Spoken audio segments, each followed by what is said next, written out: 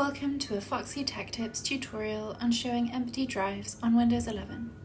If you find this tutorial helpful, please consider subscribing to my channel and liking the video. From the Windows 11 desktop, go to the search bar at the bottom, search for Settings and then open them.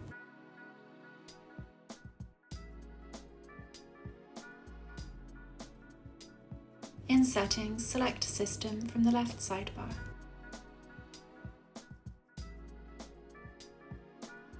In System Settings, select For Developers.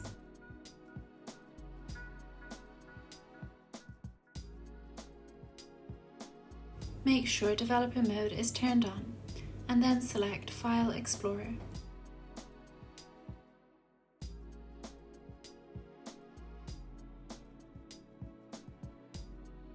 In the drop-down menu, you'll see the last option is to show empty drives. You can enable or disable it here. And that draws an end to this tutorial. Please like the video if you found it helpful and subscribe to Foxy Tech Tips for more Windows 11 tips and tricks.